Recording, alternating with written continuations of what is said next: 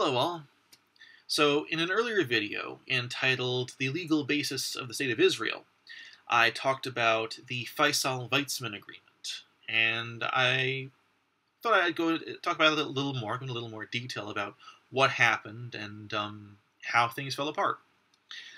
Firstly, a couple corrections. First, I referred to it in my earlier video as the Feisal Weizmann Accord. It was in fact the Feisal Weizmann Agreement. Pedantic, I know, but I am pedantic. Secondly, and more seriously, I refer to Faisal as the king of the Hejaz. That is untrue.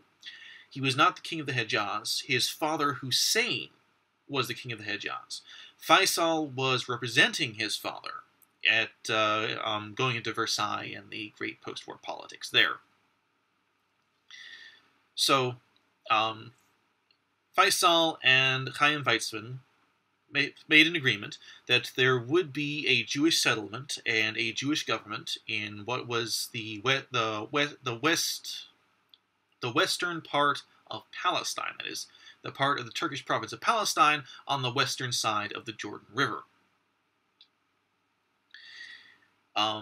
Unfortunately, going into further negotiations at Versailles, there were a lot of minor points that different people interpreted differently in the agreement, which built up friction, which built up into a lot of public disagreements. It was not canceled. It was not thrown out. They remained, at least in spirit, in agreement. Going all the way through the Versailles negotiations. Faisal officially stated at Versailles, in the context of creating a grand Arab state encompassing the entire Middle East, he specifically stated that the Palestine would be set aside. It would be a separate issue to be decided upon by in negotiations by the relevant parties, being the Arabs, the Jews, and the British. Unfortunately, or perhaps fortunately, depending upon where you're coming from, I guess, the Grand Arab Kingdom really was a pipe dream. The Arab people have never been a very united people, and in post First World War Middle East, they were even less united than they have sometimes been. They were united, most of them, against the Turks. They hated the Turks. Everyone hated the Turks. But now the Turks were gone. And so while there were a few broad issues on which at least the vast majority of Arab people agreed, for example, they did not want the French taking control of Syria, there was a great deal of fragmentation among the Arab people who had united under King Hussein against the Turks. So, as a compromise measure, what was eventually put through at Versailles, and I don't know, there's still a lot of debate over how much the Hashemites actually agreed to. Excuse me. But as a compromise, King Hussein's sons were made as kings of new kingdoms that were carved out of the liberated Turkish provinces. King Faisal was made king of Syria, while his brother Abdullah was made king of Transjordan, that is the part of the province of Palestine on the eastern bank of the Jordan River, what is now Jordan.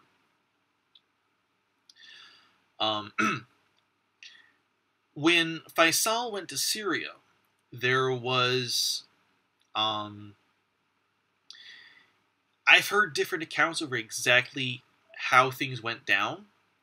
What I believe happened is that when there was there was an election to a new royal parliament of Syria, they were trying hard to be a real kingdom.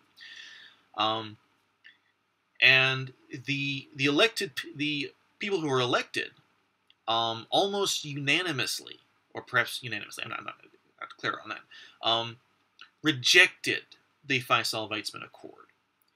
Agreement. Yes, agreement. And Faisal was forced to disavow it. His father, Hussein, again, there are different accounts, but for whatever reason, King Hussein felt that the agreement was unacceptable and refused to ratify it. But then King Hussein got into serious trouble with the British. He refused to remain allied with them, and as a result, he was overthrown by the House of Saud. And from that point on, any kind of unity in the Arab world was just not possible. Because the Hashemites refused to recognize the Saudis refused to recognize the Hashemites, and all these different kingdoms and nation states just it turned into the Middle East we know today. The French actually broke several agreements they made in Versailles and afterward, and essentially invaded Syria. They and Faisal was forced to flee the country.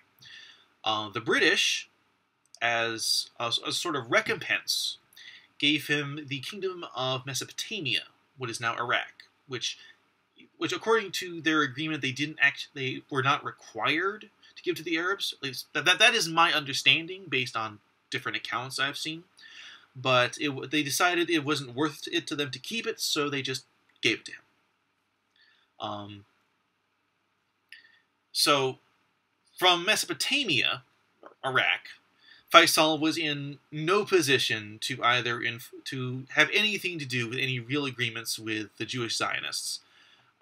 His brother Abdullah in Transjordan really had no interest in them.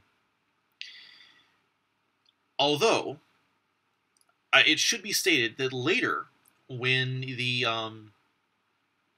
when troubles were heating up in Palestine, King Abdullah remained very neutral toward troubles between Jews and Arabs. He was very standoffish. Was what's the word I'm looking for? Anyway, he actually made an agreement with Golda Meir, who was a Zionist leader at the time, that he would not go to war with a Jewish state. And to a certain extent, he kept to that agreement. He did get involved in the war, but his forces did not invade the part of Palestine which had been set aside by the United Nations for the Jews.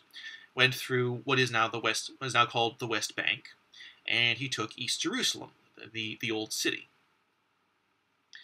And having taken both sides of the Jordan River, he declared himself the ruler of the kingdom of Jordan instead of just the kingdom of Transjordan, which is why which is why we now have the kingdom of Jordan, even though he only rules one side of it. So a little rambling, a little. Anyway, thanks for watching. That's all I have. I think that's a fair approximation of events that has happened. Like I said, there are different accounts. There are a lot of different interpretations that could be made of things that were said, of things that were done. So if you have some different interpretation, if you want to contradict me or talk to me, have a conversation, I'd be very happy to. Please comment below or make a video and send me a link. That'd be cool too. Like, share, subscribe. Ask me questions. I'd be happy to answer. Have a good night.